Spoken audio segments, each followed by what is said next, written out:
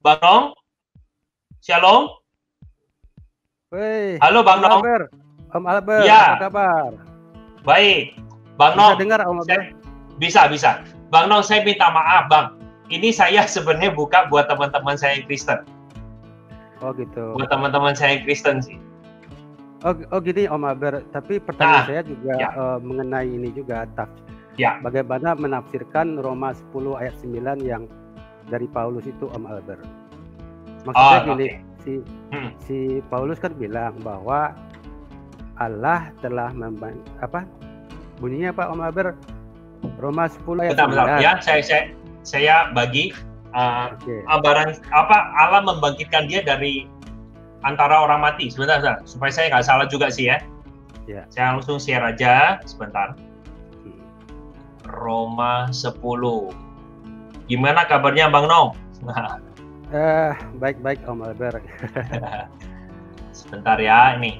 Okay. Sebab jika kamu mengaku dengan mulutmu bahwa Yesus adalah Tuhan dan percaya dalam hatimu bahwa Allah membangkitkan dia dari antara orang mati, maka kamu akan diselamatkan. Silakan Bang Nong. Nah, yang saya bingung ini, Allah itu kan Tuhan. Betul. Makanya dalam Alkitab bahasa Inggris disebut God. Ya.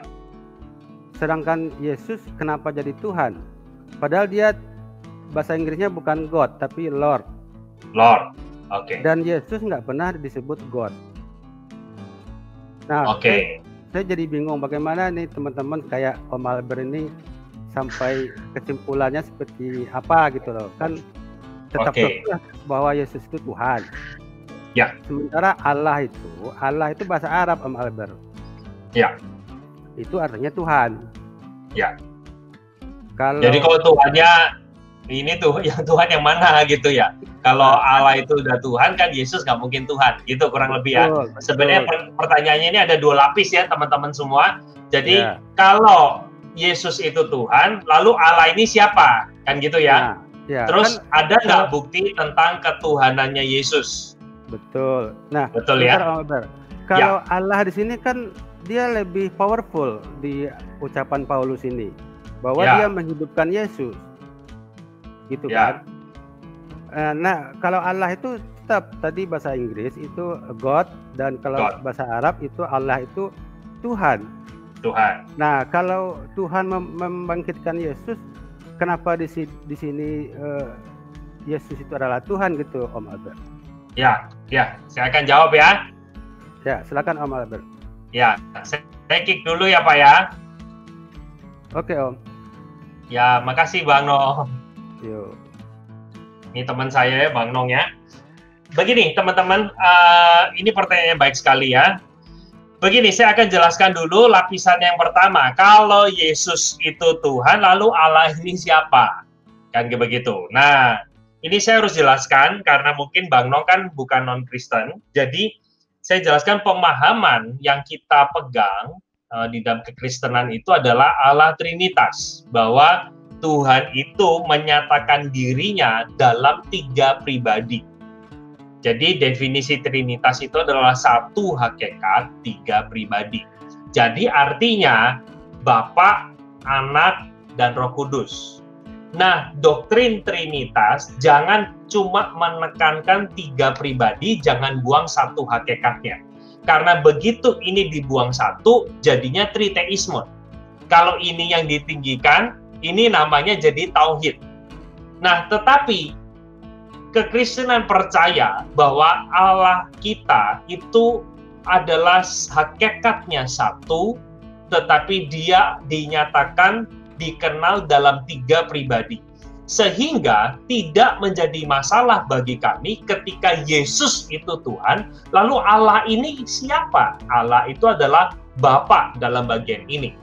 Ya, saya kira itu bisa menolong. Nah, mungkin perbedaan konsep Tuhannya ini berbeda, sehingga mungkin agak membuat Bang Nong agak sedikit sulit memahaminya. Tetapi itulah yang kami pahami.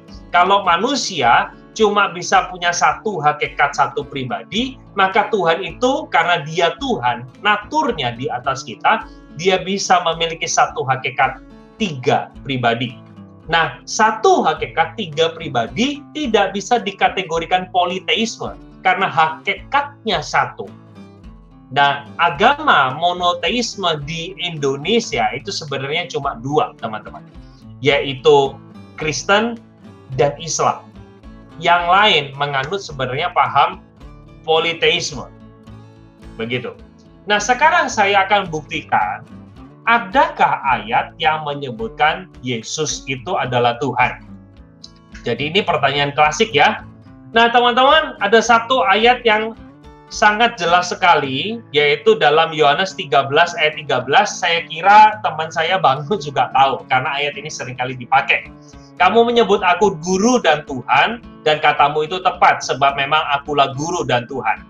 Nah, ketika ditunjukkan ini kepada teman-teman yang non-Kristen, mereka akan mengucapkan kalimat begini. Coba dilihat bahasa aslinya. Kita lihat langsung ya, teman-teman. Kita langsung lihat aja. Di sini dipakai kata kurios. Perhatikan ya, kita langsung lihat ke sebelah kanan. Kurios itu sama dengan Lord, Tuan, bukan Tuhan. Argumen ini benar. Tetapi yang membedakan kita menyebut dia Tuan dengan Tuhan adalah konteks. Konteksnya, teman-teman, kalau melihat di dalam ayat ketiga, di sana dikatakan Yesus tahu bahwa Bapanya telah menyerahkan segala sesuatu kepadanya, bahwa ia datang dari Allah dan kembali kepada Allah. Dan kita tahu bersama-sama ketika Yesus diserahkan segala sesuatu kepadanya, posisi dia jelas sekali. Dia bukan, kalau dia bukan Tuhan, siapa? Dia diserahkan segalanya. Itu contoh pertama, bukti pertama ya. Bukti kedua, sekali-kali begini, apa yang Bang Nong katakan itu terjadi sebenarnya sebuah kesalahan logika berpikir. Jadi begini, kita menuntut orang yang hidup di masa lalu harus menunjukkan bukti eksplisit kepada setiap kita, baru itu dinyatakan benar. Itu disebut sebagai kesalahan secara anakronistik. Kita menuntut apa yang sebenarnya ada itu di zamannya kita, tapi di dalam zaman lalu itu nggak ada. Contoh ya, contoh langsung ke contoh aja lah. Teman-teman, kita bisa nggak sih ngomong begini? Waduh, orang yang hidup zaman Musa itu pasti goblok-goblok, bodoh-bodoh, dan nggak melek teknologi. Nah, ketika kita ucapkan kalimat itu, sebenarnya kalimat itu kita istilahnya apa ya? Menaruh standar kita zaman sekarang, yaitu kalau dianggap canggih itu harus bisa pakai handphone, harus bisa pakai komputer. Jadi kalau kita menyebut kita ini adalah orang yang jauh lebih pandai dengan orang zaman lalu, itu nggak tentu loh. Teman-teman bayangkan, sekarang manusia zaman dulu itu dengan segala keterbatasan teknologi bisa menciptakan piramid. Pernah kebayang nggak? Piramid kan buatnya bukan dari atas ke bawah, tapi dari bawah ke atas. Pernah nggak ngitung? Itu betapa rumitnya untuk membuat sebuah piramid. Kalau dari bawah nyusunnya nggak benar, itu atasnya nggak bisa segitiga. Begitu. Nah, inilah kesalahan berpikir yang namanya anakronistik. Kita mengatakan masa lalu itu berdasarkan dari standar kita. Nah, sekarang saya akan tunjukkan kepada setiap kita, ada nggak sih bukti lain yang menunjukkan ketuhanan Yesus itu sangat eksplisit. Nah, saya akan tunjukkan kepada kita. Di dalam Markus 2, ayat yang kelima, di sana dikatakan ketika Yesus melihat iman mereka, ini adalah 4 orang itu ya, 4 orang yang menolong temannya yang sedang timpang atau lumpuh. Nah, di sana dikatakan, hai anakku, dosamu sudah diampuni. Perhatikan teman-teman, di ayat yang ke-6. Di situ ada beberapa ahli Taurat, mereka berpikir dalam hatinya. Mereka nggak ngomong ya, mereka berpikir dalam pikiran atau hatinya, bahwa apa? Mengapa orang ini ngomong gitu? Ia menghujat Allah. Yesus tidak ngomong bahwa dirinya Allah, tetapi ketika dia mengatakan aku mengampuni dosa orang itu, dia memposisikan diri sama dengan Allah.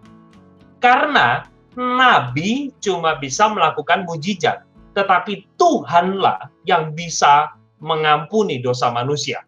Makanya teman-teman, mereka mengatakan siapa yang dapat mengampuni selain daripada Allah. Teman-teman perhatikan, Yesus mengatakan mana sih lebih mudah? Mengatakan orang lumpuh ini dosamu sudah diampuni, atau mengatakan bahwa bangunlah, angkatlah tilammu dan berjalanlah. Dua-duanya sebenarnya sulit teman-teman dilakukan oleh manusia.